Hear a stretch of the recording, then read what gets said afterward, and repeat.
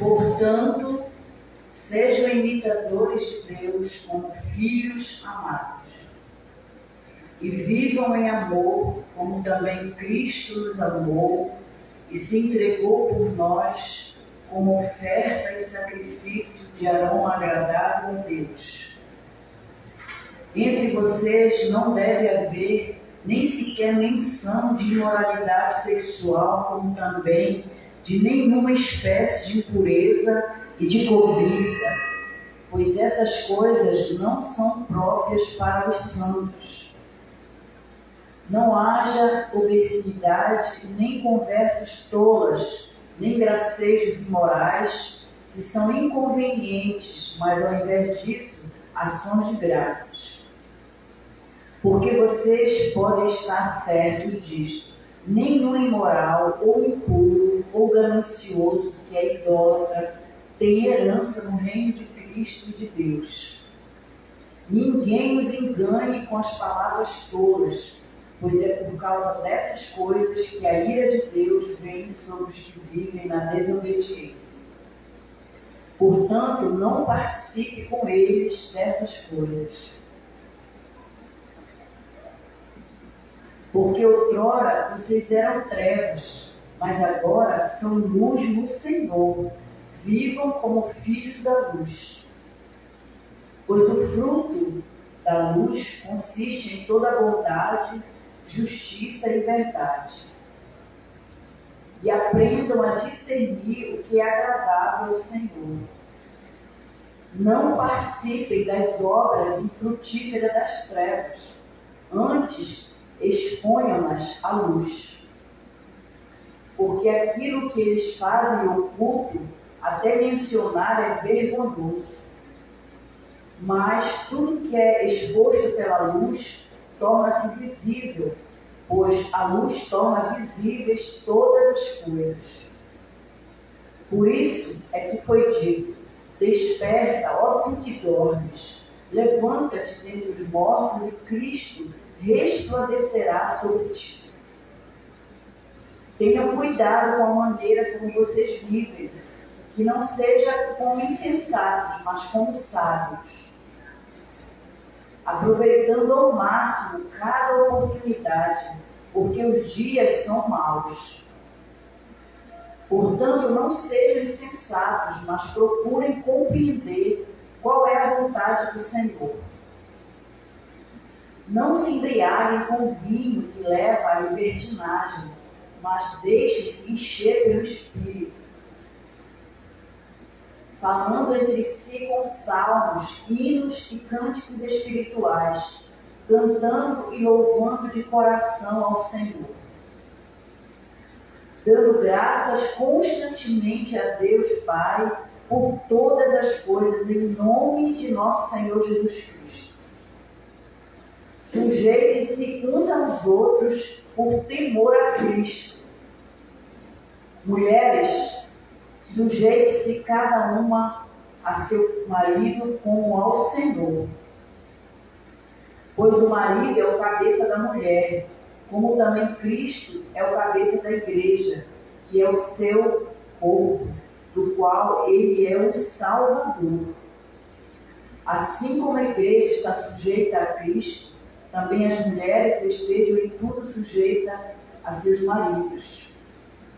Maridos, ame cada uma a sua mulher, assim como Cristo amou a igreja e entregou-se por ela, para santificá-la, tendo-a purificado pelo lavar da água mediante a palavra, e para apresentá-la a si mesmo como igreja gloriosa, sem mancha, nem ruga ou coisa semelhante, mas santa e inculpável. Da mesma forma, os maridos devem amar cada um a sua mulher como a seu próprio corpo. Quem ama a sua mulher, ama a si mesmo. Além do mais, ninguém jamais odiou o seu próprio corpo, antes o alimenta e dele cuida, como também Cristo faz com a igreja, pois somos membros do seu corpo. Por essa razão, o homem deixará pai e mãe e se unirá à sua mulher, e os dois se tornarão uma só carne. Este é um mistério profundo. Refiro-me, porém, a Cristo e à Igreja. Portanto, cada um de vocês também ame a sua mulher, como a si mesmo, e a mulher trate o marido com todo respeito.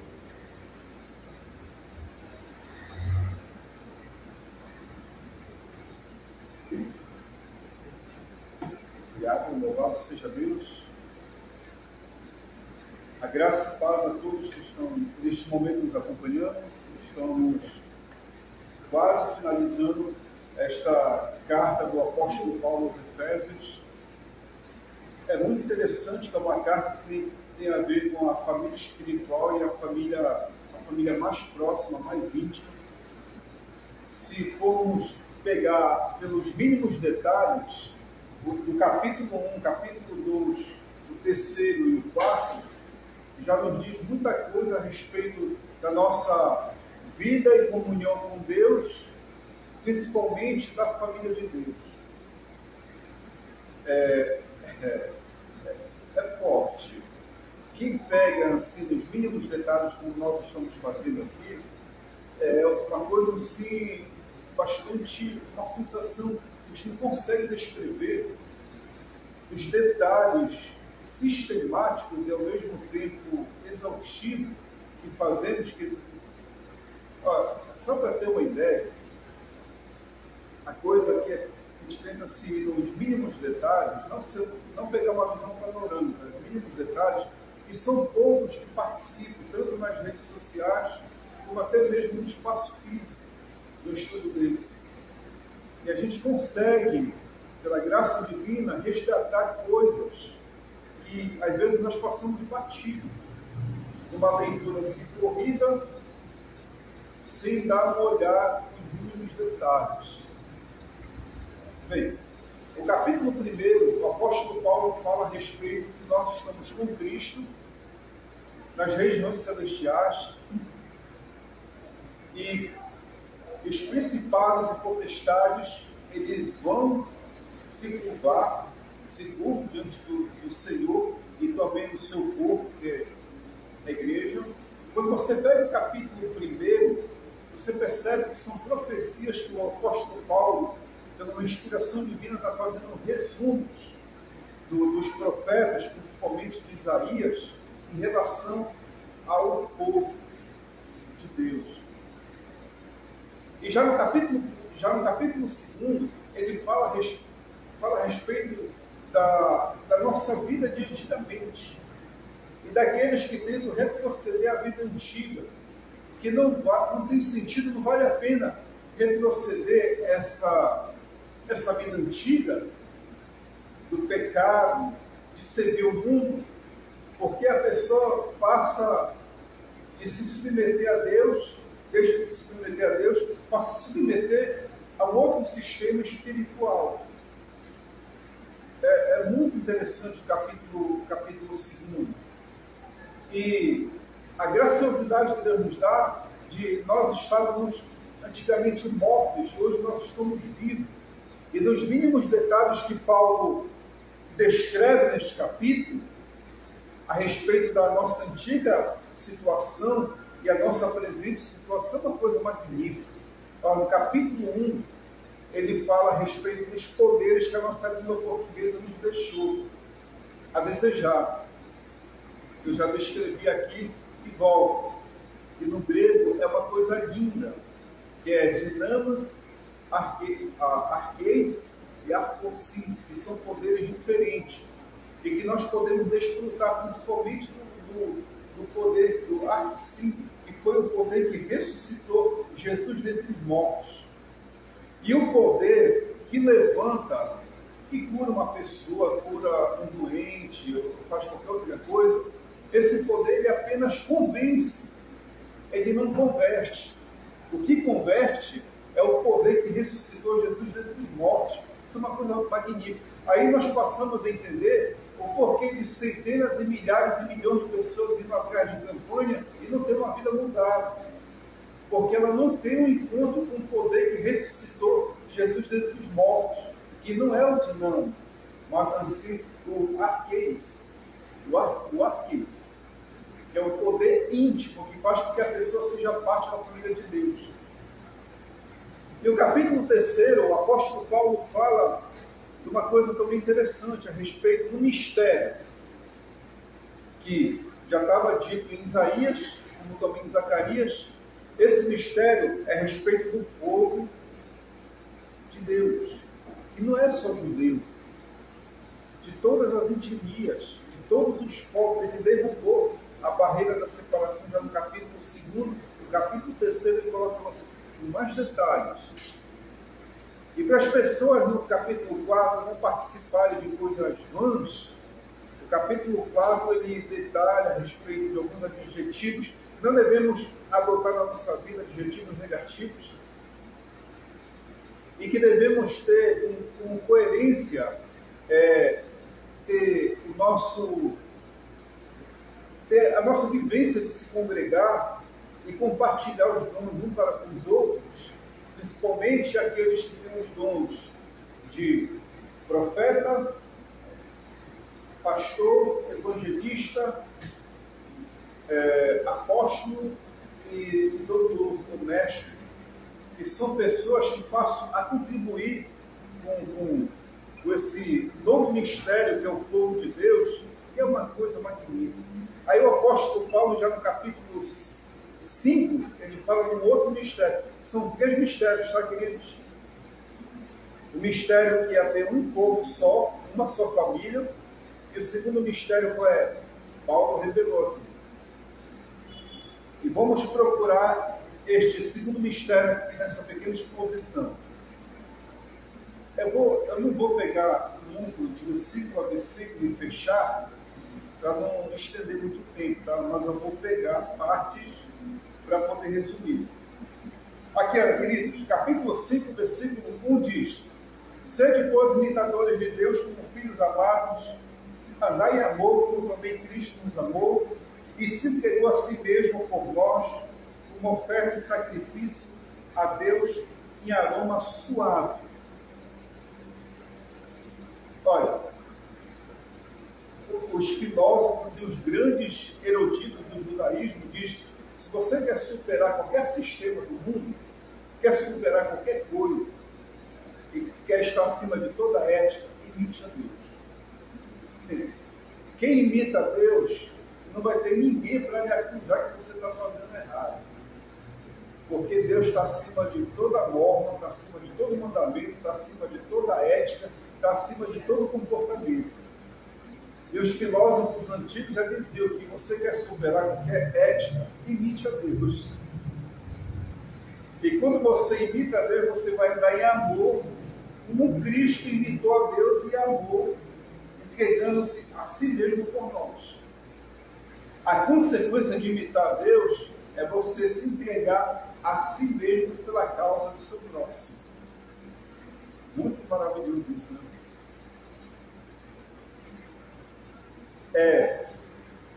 Aí o apóstolo Paulo identifica alguns adjetivos negativos na igreja de Éfeso e ele começa a fazer descrição a expor esses capítulos, esses adjetivos negativos. Percebe? Mas a impudícia de toda sorte, de impurezas ou cobiça, nem sequer se nomeia de nós como convém aos santos. Nem conversação torpe. O que é conversação torpe? Conversação torpe são palavras que não têm sentido. Não tem sentido. O que é uma conversação torpe? É você comentar a vida de alguém, ou criticar alguém, ou se importar com a vida de alguém, achando que a vida daquela pessoa tem que ser a norma para todos. Não faça isso. Isso é uma conversação torpe. Nem palavras vãs. O que são palavras vãs? As palavras vãs são você inventar coisas que não tem nada a ver. É o fofoqueiro, né? Ele diz que aumenta, mas não inventa. Né? cuidado com isso. Chocarrice, o que é chocarrice? Chocarrice é aquele que só vive na sacanagem. Tudo para ele é na sacanagem. Vocês sabem a história daquele palhaço? Aconteceu uma tragédia no século XIX e o teatro pegou fogo. Só que o palhaço ele foi anunciar que o teatro estava pegando fogo. Ninguém quis acreditar. E todo mundo achava graça do palhaço. Porque ele sempre levou a situação na brincadeira. E aconteceu que o teatro pegou fogo e as pessoas morreram queimadas ali. Por quê? Porque o palhaço, quando foi falar a verdade, ninguém já quis acreditar. Então tem pessoas que têm tendência a chocarrice de levar tudo na brincadeira, que quando ela vai falar uma coisa de verdade, a gente diz, você está falando sério mesmo? A gente pergunta, você está falando sério mesmo? Então no tempo do apóstolo Paulo havia muita a questão da chocarrice. Chocarrice, às vezes, negócio de muita piada, pode se tendenciar ao espírito da chocarrice. O apóstolo Paulo identificou também na igreja de Filipos, os filipenses, a igreja de Filipe, né? Coisas inconvenientes, antes, pelo contrário, ações de graças. Saber, pois, isto, nenhum incontinente, ou impuro, ou avarento, que a idólatra tem herança no reino de Cristo e de Deus. Deixa eu resumir aqui. O dinheiro, ele só passa a ser dinheiro quando você usa. Quando você não usa o dinheiro e você estoca ele e guarda o dinheiro, ele se torna um Deus para você. E quando você quer esbanjar muito, você se torna vaidoso. Então são três situações. Ou você usa para a questão da necessidade, ou você usa para a questão de esbanjar e mostrar que você tem, ou você guarda a ponto de não ajudar ninguém. Qual é o pior de todos? Dos dois. Aquele que esbanja está se destruindo a si mesmo. Mas aquele que guarda para não ajudar ninguém, ele está destruindo a si mesmo e está destruindo os que estão ao seu redor. Porque ele já considerou o dinheiro seu Deus. O dinheiro já se torna um Deus para ele. É isso que Paulo fala sobre idolatria. Quando a pessoa ela guarda para si, o dinheiro deixa de ser dinheiro e se torna um Deus. Tá? É um perigo, às vezes, digamos. A maioria dos homens querem guardar. Boa parte das mulheres querem guardar. Mas outras partes das mulheres querem esbanjar. Como também outras partes dos homens querem esbanjar. Então, o certo é aquilo que Salomão disse. Salomão disse em Provérbios: não me dá o muito para que eu venha me afastar de ti, e nem deixe voltar para que eu venha blasfemar contra ti, mas me dá o necessário. Se não souber usar o dinheiro, você pode ser destruído, no esbanjar ou no segurar. Você tem que deixar o dinheiro circular, para não se tornar uma idolatria. Ninguém vos engane com palavras, não, porque essas coisas vêm a ira de Deus sobre os filhos da desobediência. Não tem nada a ver você fazer isso. Deus ele vai te perdoar. Deus ele amou. Ele não vai se incomodar com isso. Queridos, o apóstolo Paulo diz que nós devemos examinar nossa consciência. Temos que ter muita cautela, muito cuidado, porque as vãs palavras elas podem destruir, entender? Uma nação será destruída. Sabe quem destrói uma nação? É muito simples. O tirano. Mas sabe quem influencia o tirano? Aquele que bajula. O bajulador, ele é um tremendo destruidor de vidas. É um tremendo destruidor de vidas.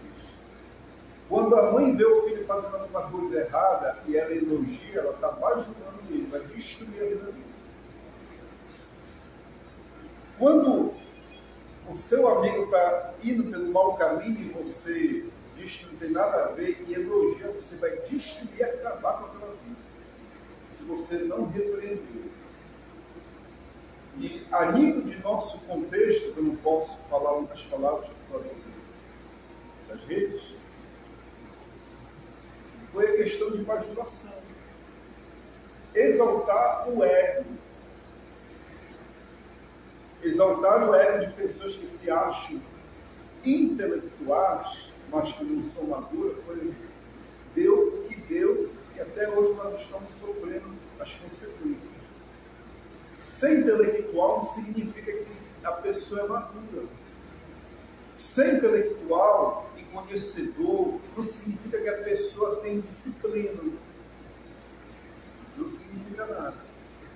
Vem um bajulador e derruba ele e derruba quem está ao redor dele.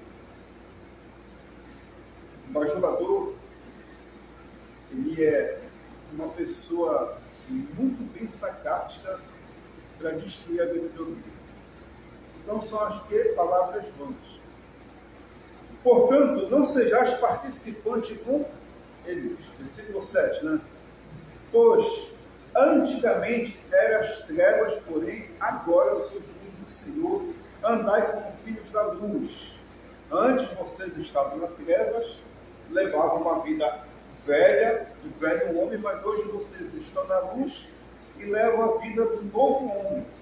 Esse novo homem nós falamos aqui no capítulo 4, que no grego é uma coisa linda, que é kainoanthropo, que significa nova humanidade. Então, o novo mistério foi que Jesus fez uma nova humanidade, que é a igreja dele, que é o corpo. Esse é o mistério. Que nós podemos fazer um culto desse aqui, como também na China, no Japão, seja onde nós estivermos, nós podemos ter comunhão. Porque nós pertencemos a uma nova humanidade. Tem a velha humanidade e tem a nova humanidade. Nós pertencemos à nova humanidade. 9. Porque o fruto da luz consiste em toda bondade, justiça, verdade. Porque se a pessoa não tiver justiça, bondade e verdade, ela não está na luz. Não está. Nós vamos entender isso quando Paulo pega a analogia da relação do homem com a mulher. Vai ser uma coisa bonita isso aqui que Paulo colocou. Ele coloca uma analogia, mas ao mesmo tempo ele repreende algumas posições que tem dentro da congregação. Ele usa analogia, acho que ele usou muito como Jesus usou, né? É lindo isso aí. Mas vamos entender isso mais lá na frente, tá? Provando sempre o que é agradável ao Senhor.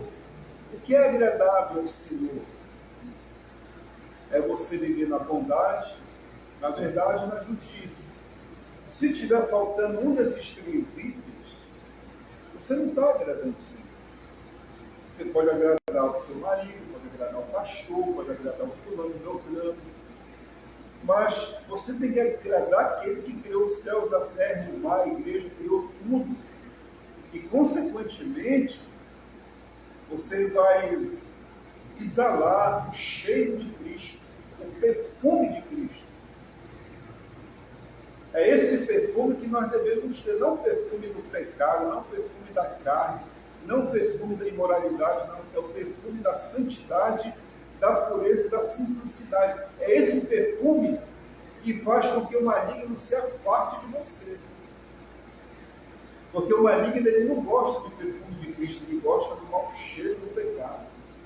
Ele gosta disso, se aproxima e tenta degustar e devorar a vida. Versículo 11. Não sejais cúmplices das obras infrutíferas das trevas, antes, porém, reprovai-vos. Isso aqui você vê na rede social direto. Rede social direto. É crente vivendo uma vida de moralidade, achando que Deus está aprovando ele, e os outros que não têm o conhecimento da palavra seguem o mesmo padrão e aprovam também. Estão sendo enganados. Reprovai, porque o que eles fazem oculto, o só referir é vergonha. Quando ele fala isso aqui, o que se faz oculto e se referir a vergonha, é a vida na carne, a vida íntima. Aí vocês vão entender por que Paulo colocou isso lá na frente. Olha aqui, só para dar uma pincelada. No grego está, Paulo, no grego diz que é somati e sax, que o homem deixará o seu pai e a sua mãe, iniciar o seu corpo, tornar-se uma só carne com a sua mulher. Você pergunta assim, Jeremias, por que você está colocando isso? Porque o que você está vendo aqui não é carne, você está vendo aqui pele. E por causa da pele tem a carne. Então, as coisas externas são diferentes das coisas internas. Você vai entender isso lá na frente, tá? É incrível Paulo como ele expõe aqui. Então, as coisas internas que eles fazem é vergonha. Eles não vêm para a luz porque eles têm medo de mostrar isso, porque a luz vai revelar. Mas todas as coisas, 13, quando reprovadas pela luz, se tornam manifestas, porque tudo se manifesta é luz. Tudo. Pelo que diz, desperta tu que dormes, levanta dentre os mortos, e Cristo te iluminará. Portanto, vede prudentemente como andares, não como nécios, e sim como sábios. Remina o tempo, porque os dias são maus. Daqui Paulo ele coloca uma coisa assim interessante, porque quanto mais nós perdemos tempo com a vaidade do mundo, com as coisas do mundo, com o sistema do mundo, com as preocupações do nosso corpo, da nossa carne, nós estamos perdendo o nosso tempo. Ele usa o termo remir o tempo. Sabe o que é remir o tempo? É você resgatar seu tempo. Aí você pergunta assim, mas Jeremias, a gente consegue resgatar aquilo que nós perdemos? Olha, só sei de uma coisa, que Deus ele assinou do tempo. E se ele assinou do tempo, ele pode modificar a vida que você vai levar no tempo que ele viveu. Ele pode multiplicar até mesmo o seu tempo. Porque tudo está ao seu poder. O espaço e o tempo. E ele pode fazer milagres no seu tempo. Por esta razão, não vos torneis insensatos, mas procurai compreender qual é a vontade do Senhor. Nós falamos que o insensato é aquele que diz que sabe tudo ele conhece, não precisa de orientação e nem de conselho de ninguém. Esse é o insensato. Não vos embriagueis com o vinho no qual há dissolução, mas enchei-vos do Espírito. Isso aqui é a questão da bebida, né? No tempo do apóstolo Paulo, quando você estava embriagado de vinho, de bebida, o cidadão olhava para você e dizia, olha, você está cheio do barco. O barco é o Deus da bebida. Ainda tem crente assim que aprova o negócio de bebida, né? Vamos pegar uma problemática aqui. Um grupo de crentes brasileiros foi à Rússia. Chegando lá, viram os crentes bebendo uísque, ficaram assustados.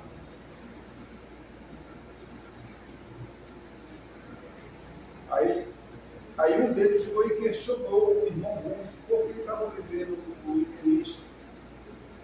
Olha, aqui nós bebemos uísque não por questão de entretenimento, de passeio, ou conversa de amigos. Bebemos porque aqui é muito frio. Quando nós ingerimos uma bebida dessa, faz nos aquecer. E tem gente que quer beber por esporte, por entretenimento, que não faz isso. Então havia o quê? Uma necessidade. E também havia um padrão para eles. Quando chegava, ultrapassado o limite, já não era proibido. É semelhante à comida, né? A pessoa tem um limite para comer. Passou, extravasou ali as entranhas, isso já é glutonaria. Então, o contexto deles, por questão de necessidade, Deus trabalha no coração deles de acordo com a necessidade. Mas tem pessoas que pegam isso e transformam em entretenimento. Não faça isso. Porque você pode se viciar a ponto de não se libertar. É um perigo muito forte em relação a isso. Versículo 19. Falando entre vós com salmos, entoando e louvando de coração ao Senhor com hinos e cânticos espirituais. Essa é a dificuldade da maioria dos nossos cantores, né? Levitas, posso-se dizer, que eles sabem muito bem o que é um hino, sabem o que é um louvor, mas eles não sabem o que é um cântico espiritual. O cântico espiritual é quando você lê os salmos ali. Quer saber o cântico espiritual? É você ler os salmos, porque aquilo são orações e ao mesmo tempo cânticos diante do Senhor. Dando sempre graças por tudo a nosso Deus e Pai, em nome de nosso Senhor Jesus Cristo, sujeitando-nos uns aos outros no temor de Cristo. A dificuldade aqui do pessoal da igreja de Éfeso, a questão de se sujeitar uns aos outros. Essa é a grande dificuldade. A ponto, queridos, de afetar a vida, a relação do íntima dos casais, essa cultura de não se sujeitar.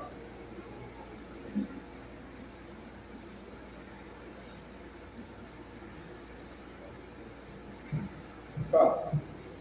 Queridos, o apóstolo Paulo aqui, ele usa essa palavra sujeitar no grego, como também ele usa para a mulher, e usa também para os filhos e usa para os escravos. Então, a palavra sujeição aqui, ela está se referindo a uma coisa geral que afetou não somente os membros das congregações, como adolescentes, jovens, adultos, como também os casais. O sujeitar nada mais é, o não sujeitar nada mais é do que a falta de respeito. Porque quando alguém me traz a sua visão e traz o seu parecer, a sua opinião,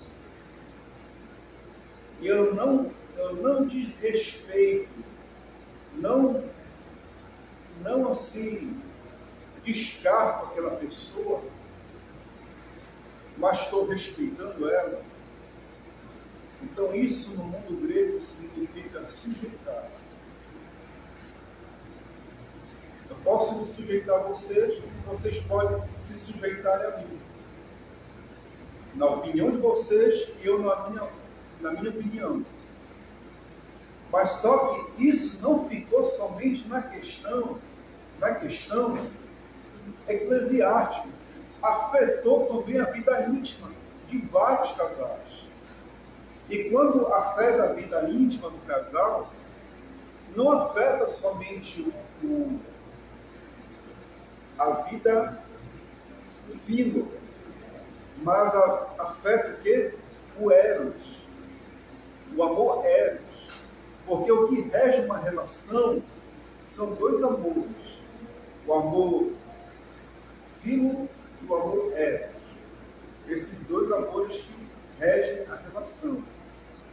Quando não se tem respeito de um para o outro, esses dois amores são afetados. Entre nós só tem um amor filo. Ele é afetado quando não tem respeito. Mas o casal ele é muito mais afetado porque afeta os dois amores, o eros e o filho. E isso, o apóstolo Paulo viu que estava correndo grande perigo os casais. E o que foi que ele disse aqui no versículo 22?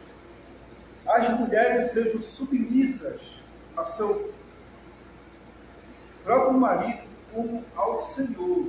Aí já está pegando a analogia aqui como ao Senhor. O Senhor que é o Senhor Jesus. Uma igreja é submissa a Cristo, a mulher deve ser submissa ao marido. Porque o marido é cabeça da mulher, como também Cristo é cabeça da igreja, sendo este mesmo o Salvador do povo. Porque, como Cristo é o cabeça da igreja, porque quem manda aqui não é pastor, não é padre, quem manda aqui é Jesus. Ele é o nosso cabeça. Ele que manda aqui. Ele que manda aqui. Então aqui nós somos o corpo, ele é o cabeça. E na casa, a parte mais extensa é a mulher. Mas a cabeça é o homem. Só que, preste muito bem atenção, é afetar os dois amores, o eros e o filho. Por isso que Paulo está pegando essa parte aqui, que é muito interessante. Porque o marido é o cabeça da mulher, como também Cristo é o cabeça da igreja, sendo este mesmo o Salvador do povo. Este quem? Cristo. Cristo nos salvou. Hoje nós somos o quê? A sua igreja. Somos a nova humanidade a qual ele salvou. E o marido, para ele ser representante e ter papel significativo na casa, ele tem que dar a sua própria vida pela sua esposa. Caso ele não faça isso, ele não está dando papel de dignidade àquela vida que se comprometeu a seguir com ele. Não está dando. 24. Como, porém, a igreja está sujeita a Cristo, assim também as mulheres sejam em tudo submissas ao seu marido. Qual é esse ponto? Os dois amores. O filho e o eros. Porque eu já vi casal dizendo assim, olha, ele é meu marido, mas eu considero ele apenas meu amigo. Ela é apenas minha esposa, mas é uma amiga. Eu já presenciei isso em casais. Mas você não tem sentimento, não tem uma cabeça. Falta de respeito para com aquela pessoa. E falta de honestidade intelectual. Porque é uma coisa interna. Quando se falta isso, pode ter o filho? Pode. Mas um filho com bastante limitações. Vão ser só amigos, mas com muitas limitações. Então, a esposa, quando tem falta de respeito para com o marido, ela não está correspondendo com os dois amores, defino o Eros. Principalmente o Eros.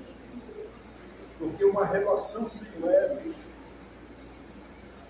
ela está fadada ao fracasso. Está fadada ao fracasso. Então é isso que Paulo está dizendo. Vocês percebem como o grego ali é muito distante da nossa língua portuguesa, porque se a gente pegar isso aqui, só no português, a gente passa batido, a gente vai embora, a gente não entende. Olha como ele afeta muito a nossa vida íntima. E Paulo colocou isso aqui, vai explicar muito mais aqui na frente. Ó. Tá, em tudo submissas compreendendo, né? Aí, olha, ele dá uma ordem, um imperativo aos homens. Maridos, amai a vossa mulher, como também Cristo amou a igreja e assim mesmo se entregou por ela. Então Paulo identificou a falta de respeito da mulher para com o marido, e Paulo identificou do marido a falta de sentimento para com a mulher. A falta de sentimento. Porque amor nada mais é do que sentimento. O amor é um sentimento. Ele é uma atitude sentimental. Não briga por ela, não. Eu vi um caso da mulher se machucar. Exemplo aqui, só de identificação para ficar fixo na mente. A mulher se machucou mesmo, se machucou. E ela necessita de um procedimento de imagem para poder identificar aquilo. E o marido se recusou. E tem condições, mas se recusou. Eu fiquei pasmo. Às vezes, esse tipo de mentalidade quer aquela vida que está com ela somente como um instrumento de uso. Não tem sentimento, são instrumentos de uso e instrumento de bel prazer como um todo. Isso não tem amor. Ele não tem de amor. Então, como Paulo identificou que a mulher tem falta, as mulheres dentro dele estavam não respeitando o marido, e o marido já não ajudava a mulher em nada. Deixava ela ao vento dará. Para que, aí Cristo fez o quê? Para que santificasse, tendo purificado por meio da lavagem de água pela palavra. Então, assim como Cristo fez isso, purificou a igreja por meio da... Quando passaram aquela lança aqui nele, saiu água e sangue ali, já estava significando a purificação da nossa vida ali. Mas ele pega aqui Ezequiel capítulo 16, que Ezequiel ele faz uma analogia em que Israel era noiva e Deus era seu noivo. E ele estava purificando Israel das suas imundícias. Mas ele se deu por Israel, Deus se deu por Israel, lutou por Israel. E o que acontece é a mesma coisa. O homem ele deve ter esse mesmo pensamento. Fazer o quê? Versículo 1. Versículo 1 diz: imitadores de Deus. Se Deus, no Antigo Testamento, tentou salvar Israel, e se Deus se fez carne habitou entre nós, tentou salvar Israel e salvar um povo, nós devemos imitar Deus e tentar dar a nossa vida pela a nossa divinice. É isso que ele está nos informando. Coisa que no nosso contexto está muito sujeito a ser estipado. Versículo 27. Para apresentar a si mesma igreja gloriosa, sem mácula, nem ruga, nem coisa semelhante, porém santa e sem defeito. E aqui ele já pega, Paulo é interessante, ele usa analogia no contexto dele, da situação, ele usa analogia de Cristo também, que pega o geral. Porque se nós fazermos isso, os homens e mulheres, nós vamos apresentar a si mesmo igreja gloriosa, sem mácula, nem ruga, coisa semelhante, porém santa e sem defeito, homem e mulher. Assim os maridos devem amar sua mulher como ao próprio corpo. Quem ama a esposa, a si mesmo se ama, porque ninguém jamais odiou a própria carne, antes a alimenta e dela cuida, como também Cristo fez com a igreja, porque somos membros do seu corpo. Eis porque deixará o homem seu pai e a sua mãe, e se unirá à sua mulher, e se tornarão dois, uma só carne. Ele não falou um só corpo, uma só carne. Você não vê a carne, você vê a pele. Por causa da pele tem que ter a carne. Então, a nossa vida, o casamento ele é de suma importância. Porque o indivíduo, quando ele se une com alguém, ele não se torna um só corpo. Ele se torna uma só carne. E essa uma só carne é uma coisa muito íntima. Porque a carne está no nosso íntimo. Está por debaixo dessa camada de pele. Então tem pessoas que vivem no corpo, tem pessoas que vivem na carne. Nesse sentido. Qual é a pessoa que vive na carne nesse sentido? É a pessoa que leva a sua relação íntima em toda a seriedade. E a pessoa que vive de aparência e vive só do corpo é a pessoa que não leva a sua vida íntima com seriedade. É uma vida só de aparência. Ela vai viver de aparência o tempo todo. E nunca vai ter uma vida de intimidade, nunca vai desfrutar da verdadeira intimidade.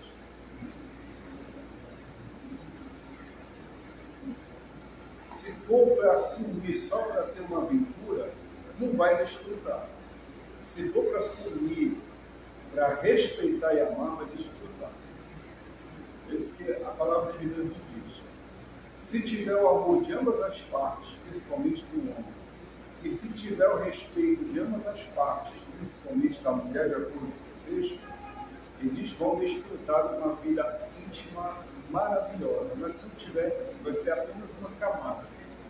Só uma vida de aparência. Ainda tem gente que diz assim mesmo, é porque nós brigamos muito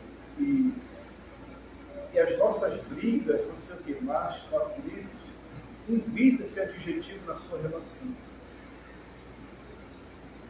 Invita porque você está trazendo coisas que venham a lhe afetar. Olha que Jó disse, o homem será aquilo que ele pensa.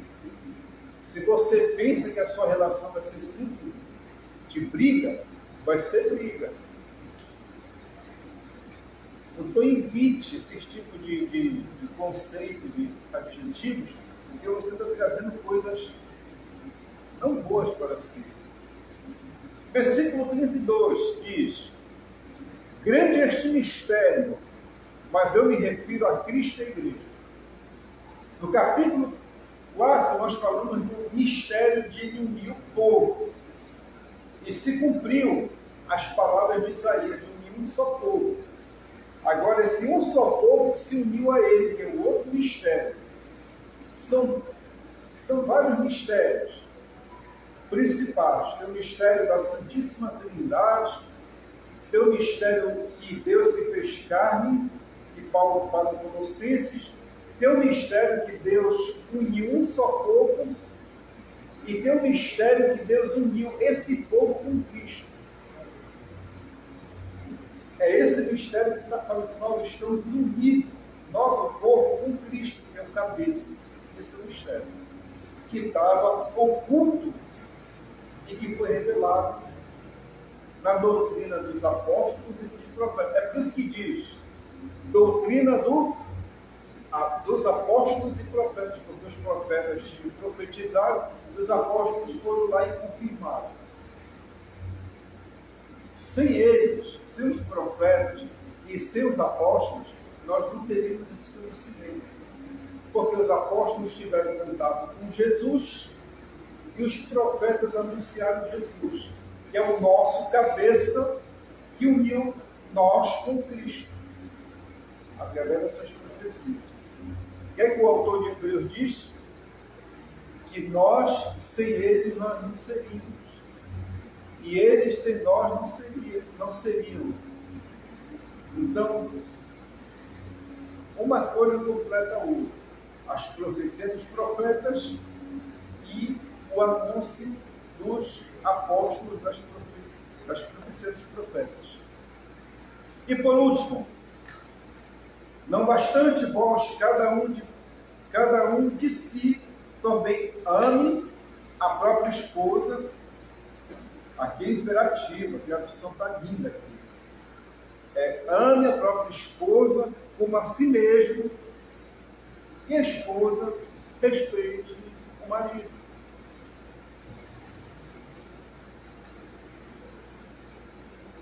Tendo respeito e tendo amor, se desfruta uma vida de comunhão, uma vida de... Na realidade, fechando aqui esse texto, a pessoa só vai desfrutar não dinâmicas e nem o oxi, mas o arqueis, que é o poder íntimo de Deus, quando ele ama e respeita. Paulo está dizendo isso. Amor e respeito, você vai desfrutar. Caso você não faça isso, você só vai ver como o povo de Israel viu. Só o poder de Deus que é o dinâmico, só coisa exterior. O povo de Israel viu isso, viu o mar vermelho, viu um monte de coisa, mas não desfrutaram o poder que Moisés desfrutou intimamente com Deus. É esse poder que Jesus desfrutou, que os apóstolos desfrutaram e que nós devemos desfrutar. Coisa que campanha pode ter, pode. Mas campanha está enfatizando ali o poder do dinamis. E atrás de dom de cura, de milagre, eu sou dom do dinamis. Só se desfruta esse dom que ressuscitou Jesus dentre os mortos, aquele que ama e respeita. Amor e respeito no Senhor vai desfrutar. Por quê? Porque a pessoa não está imitando o homem, está imitando a Deus. Que no grego diz assim, imitórios do Deus. Imite o Deus. Esse tom é o artigo, o Deus. Imite o Deus. O que é que um artigo é? O artigo nada mais é do que uma ênfase ao substantivo. Então, imite essa coisa substantiva tão maravilhosa, ou seja, esse ser substantivo tão maravilhoso de Deus, que você vai desfrutar um poder que você jamais experimentou na sua vida. Então é isso, queridos. Nossa pequena exposição no capítulo 5. Fecharemos o capítulo 6 na próxima semana. Lá se vai mais uma epístola de Paulo, que vamos para a próxima epístola, que é a epístola aos Filipenses. Vai ser uma coisa maravilhosa. Vamos desfrutar do capítulo da exposição do apóstolo Paulo. Né? Então, queridos, que Deus abençoe. Até uma próxima. Na semana que vem, em nome do Senhor Jesus. Qualquer pergunta, pode mandar aí pelas redes sociais e vamos dialogar. Grande abraço.